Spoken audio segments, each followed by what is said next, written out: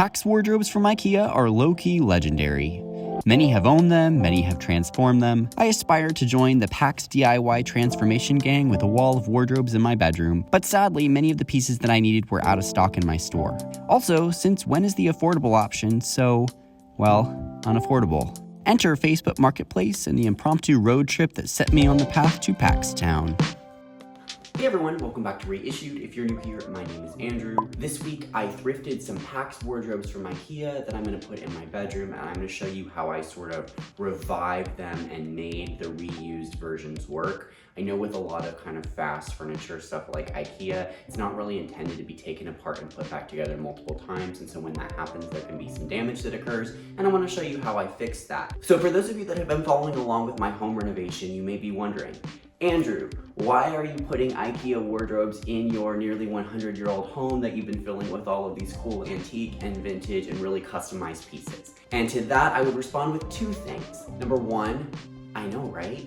I never thought that I would put IKEA wardrobes in my space. I really have been specifically trying to avoid that kind of like prefab, fast furniture type furniture in my house in favor of more special, older, customized pieces. So when it came to thinking about putting something from IKEA in my house, it was really kind of a big jump for me. I didn't think I was gonna do that. However, second thing I would say, one of the big problems that people have with older homes is they don't have enough bathrooms and they don't have enough closets. And my house had both of those problems. We've definitely addressed the bathroom problem by adding an entirely new bathroom. You can definitely check out that video if you want to see that whole process. But in terms of usable, functional closet space, I have none. Partly because there were two closets that I removed in order to create the bathroom. Partly because the only original closet in the space is like tiny and not even deep enough to put a hanger. And then also because the closets that were added to the space, one in my bedroom and one in the guest bedroom, they're eating up a lot of space that was borrowed from the guest room, which is fine with me, except that they're still not very usable. So why eat up this giant area if you're not gonna actually have that much functional storage? In my last apartment in New York City before I moved to Georgia, I did purchase a PAX wardrobe off of Facebook Marketplace,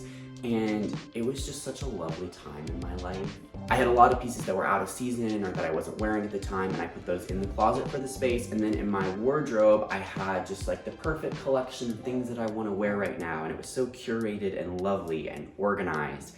And I miss that. I think we can get back there together. The other big driving factor that pushed me to make the jump to IKEA, my mom and I did take a trip to IKEA a couple weeks ago when we saw a display in the store, which I don't have a very good record of. It was a dark setup and it was dark wardrobes, but it was a set of PAX wardrobes that had the corner unit that wrapped around the corner. So it just seemed like a lot of storage and a really good use of space. When we think of an IKEA hack, we think of like the most affordable option and taking something that's cheap and making it look more expensive. I use cheap in quotation marks because this wardrobe unit that I purchased, I think all of it together retailed for like $1,200. So in my book, that's not cheap. So if I could get it for 400 bucks on Facebook Marketplace and kind of make it work for what I need, I feel like there's a lot of people out there that might relate to that. So I found some PAX wardrobes on Facebook Marketplace. They were a little bit of a hike away. Let me show you how that whole road trip process went down. So I found some wardrobes that I want to get. They are almost 3 hours away, so we're about to do a little road trip here and go pick those up. It's going to be $400 for both units and all the stuff that comes in them, so it's a great deal. I think it'll be worth the drive. Let's go.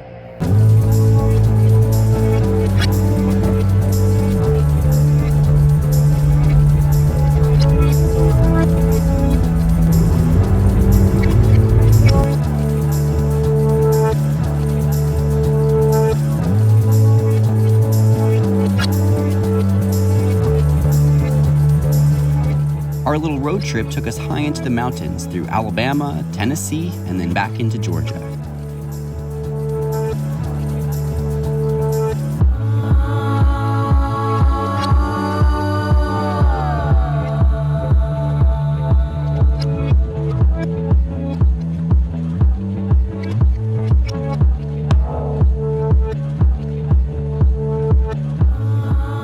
You may be thinking, wow, that car looks pretty small for two large wardrobes with glass doors.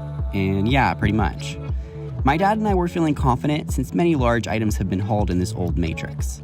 My thrifted blue mid-century sofa, my liquidation poly and bark leather sofa, and my huge mirrors. often with the back hanging open and strapped closed, to be fair. But I think we may have overestimated the power of the Matrix this time. Do not try this at home. We were so close to getting everything in with the back hatch closed, but the big glass doors were just too big. So back open it is. I'm not planning to use the glass doors on my wardrobes, but my parents wanted them for their bathroom, so I thought we'd go ahead and get them for the $400. These are probably the most expensive part of the whole thing. We headed back, a little less comfortable this time, but still with some nice views. And then my phone died. That was a long 2.5 hours. So we just made it home and unloaded everything. It was a long day. So I didn't record much during the process because it was just kind of stressful and because I was at someone's house, and it's kind of weird, isn't it? But it took us about 2 hours. They had already taken a lot of it apart when we were there, which was good, but there was still more to be taken apart. We had to take apart all the drawer pieces to be able to fit them in the car. So it was just a long process.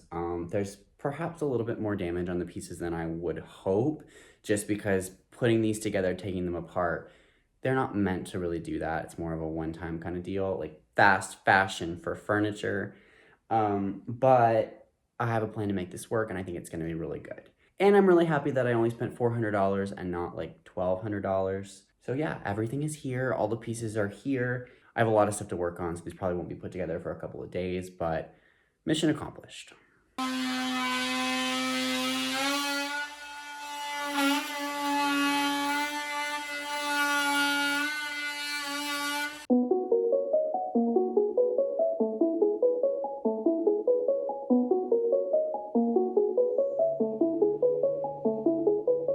I'm back and ready to start the assembly process on the PAX wardrobes. Before we start any assembly, we need to sort of make some repairs. One of the hardest parts of taking these apart and putting them back together is the thin melamine piece that goes along the back that is attached with nails.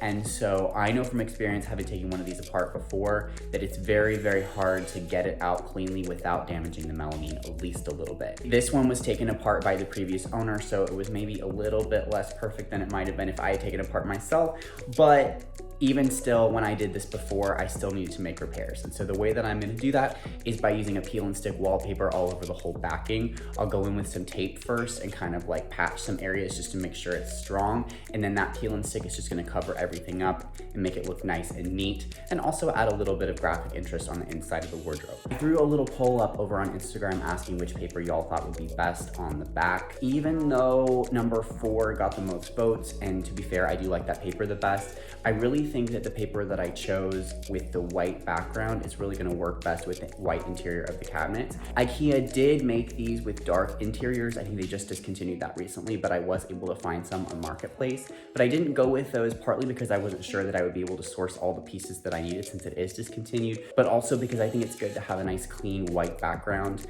I feel like having a dark wardrobe is a little bit like having a black bag where you have to dig to the bottom and everything sort of disappears like a black hole. So I think just a white clean interior would be great.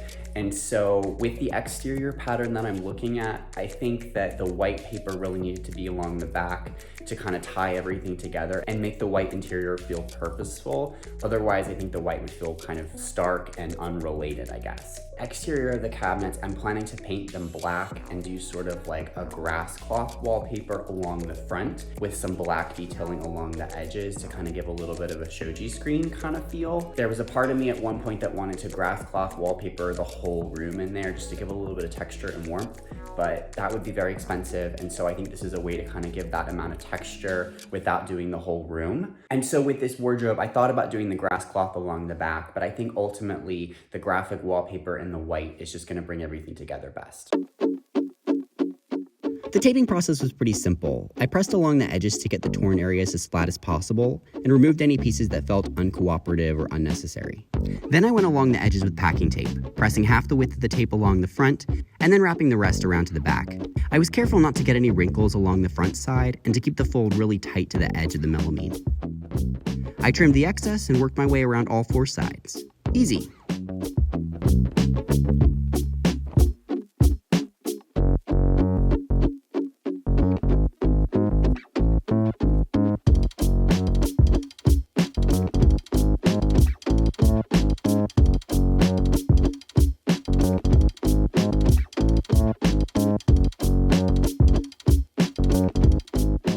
And the wallpaper was pretty easy too, at first. I peel back the paper a bit, place it straight, and press. Unroll, smooth, and press. And repeat.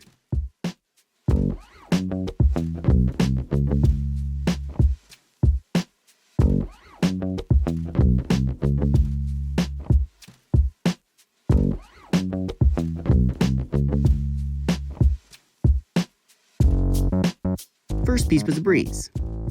And the second piece was hell. I tried to follow the same method, lining it up as I unrolled, but I could not get the lines to line up.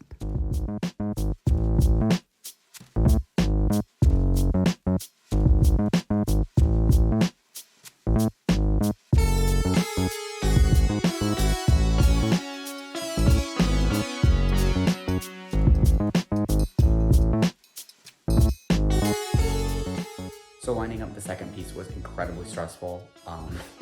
Freaked out a little bit there for a minute. My dad had a good solution. We started from the middle and started rolling outward. I turned the camera off because I was freaked out about it, but let me show you now the best I can. This time I cut the paper to size, peeled the side of the paper back, and then tried to align it along each of the places where the lines met before smoothing it down. This method was more effective, but still not foolproof. Getting the lines to line up was nearly impossible without getting puckers and bubbles that quickly turned into folds. We had to try multiple times to smooth it out.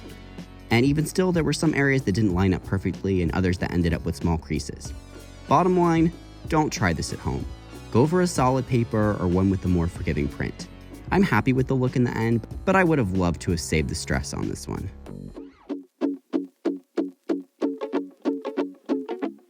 Let's assemble the first wardrobe.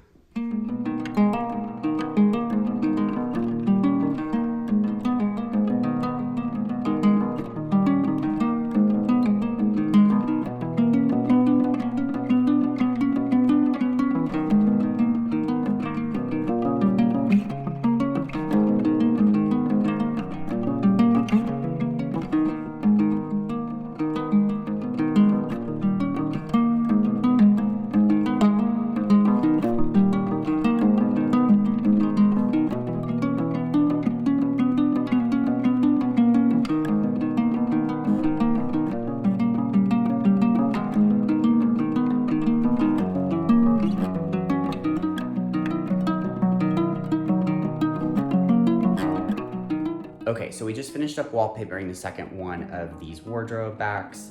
I can firmly say now, do not try this at home. Do not use this paper. This paper, not only was it tough to align in the first place, but we found that when we switched over to the second roll of paper, that the pattern was not even placed the same way on the two rolls. So they were just like not really compatible with each other. So we switched to a whole different roll of paper, still had issues.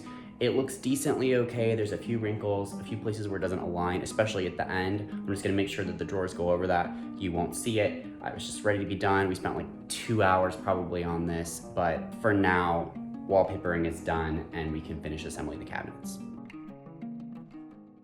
Okay, so I think this is as far as I can take this project this time. This would usually be the part of the video where I do the before and reissued. But it's really not too much of a dramatic transformation at this point, and there's still a long way to go in terms of acquiring pieces, painting the cabinets, putting doors on them. Just a lot to do there, so I wouldn't feel right to give you a halfway reissued moment. So instead, I thought I would sort of walk you through the space, talk you through some of my plans for what I'm gonna do with this space, and then also get a lot of input from you guys. So this is kind of the interactive portion. Hit me up in the comments. On my last video, the bathroom renovation, I got a lot of really in-depth, really thought out comments with suggestions for my space, and I just really appreciate that. And I thought this time I would let you guys in a little bit earlier so you can have that input sort of throughout the whole process rather than just at the very end. So I have so many questions for y'all. Drop your thoughts in the comments, help me out. This is how the room is looking at the moment. I mentioned in my tour video earlier this year that I moved the bed to the center of the room. I just thought it worked better to sort of look in and see the bed. Even though it's partially in front of the window, I think it still looks kind of nice and asymmetrical. I think I'm gonna do some sort of light filtering shades in the window to keep the architecture there. The walls are gonna be painted in this cream color called Blanche from Magnolia. It's just a little bit deeper than the color that I've used in a lot of the other spaces in my house, just to give a little bit more warmth in here.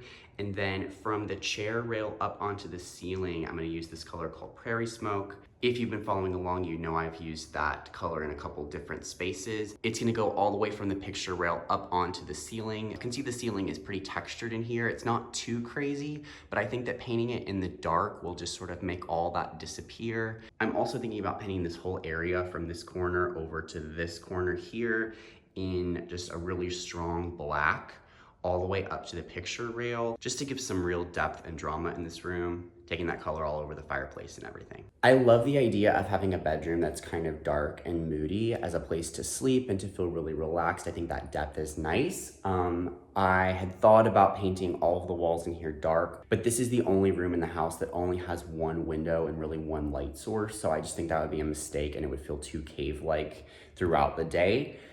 So I think it might be a nice compromise with the dark upper wall and ceiling and then the black over here to give some contrast. I just think it would be a nice way to kind of add that drama without making the whole room feel dark. So this is the part where I need your input. This closet is the one that's not deep enough to put a hanger. It's not very functional. The door can't close properly. You can see how crooked the framing on the outside of the door is. So I'm kind of thinking down the line, it might be good to remove this door entirely and do some little built-ins there. Maybe like a dresser piece with some shelving on top and have that all be built in, just to use that space better and make it feel more integrated with the fireplace and everything.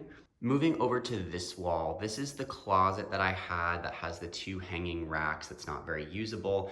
This, I believe, used to be a door between these two rooms. The guest room is on the other side. And so, although I can't explain why, I just have this like impulse to reopen that connection between the two rooms. I love that that's a sort of the history of the house. Of course, that's gonna be a guest room, and when people come to stay with me, that door can be closed and I'll put a lock or a latch on either side. But I think when I'm just here, it's just me and Queenie, it would be nice to be able to have that door open and have all that light come through from the front of the house as well. And just also make the guest room feel more like a part of the rest of the house. Right now, I never go in there because it feels so relegated and sectioned off. And so if these two rooms connected, it would just create a flow and make the whole house usable for me when I'm here by myself most of the time. And now back to the subject of this video. This is how the wardrobes look in here together side by side. They're not quite pushed back all the way because the baseboard needs to be cut just a bit more, but you can kind of get an idea of that. So earlier in the video, I mentioned that I was thinking about wrapping the wardrobes all around this corner, which would consist of an add-on corner unit and one more 19-inch unit. I am not sure how I feel about how that makes the door stick out. Like right now, the door can open all the way up against the wall, but I think if I add that corner unit, it may stick out sort of oddly into the room and not be able to open fully. I'm trying to decide if I think that's a problem. I also have a couple different options for how I could configure this. So these two units are definitely gonna stay here. I like how they look in the space. So the question is whether to add the corner unit over on this side, or I can leave just these two units and nothing else, which maybe would look the best, but it's not super functional. I want to get as much storage as possible. And then over here on this side, I'm wondering, I just sort of have a mirror sitting there for now. Maybe I could get a full length mirror that sits on the floor, but I also could add another 19-inch unit here and then just make it one line along the wall. One other thing to put into the mix that I did not know. So the wardrobes that I came with 6 drawers. If I do a corner add-on on the right unit, I cannot use any drawers in that unit. So that means that all 6 drawers would have to go to the other unit, which then, first of all, makes them too tall to put a clothing rack. So I would only really be able to use 5. But then I learned that you can't put a drawer all the way at the very bottom because you have to have some holes available for hinges on the doors. So part of why I'm thinking about not doing the corner unit is so that I can have more usable large drawers, so that I could put it in both units rather than just one. So much to think about here. So in summary here, hit me up in the comments. Let me know what you think about the small closet, turning that into built-ins. Do we like that? Leave it as it is. With this closet behind me, open that up to the other room or leave it as it is. And then with the wardrobes, just leave the 2, add a corner unit, or add one more wardrobe and make it just one flat wall. Let me know what you think. If you enjoyed this video, hit the like button. If you want to follow up with this process, eventually I'm going to complete all these projects. I'm going to paint the room. I'm going to put doors on the cabinets. If you want to follow along with that process, be sure that you're subscribed. Thanks so much for watching. I'll see you guys soon.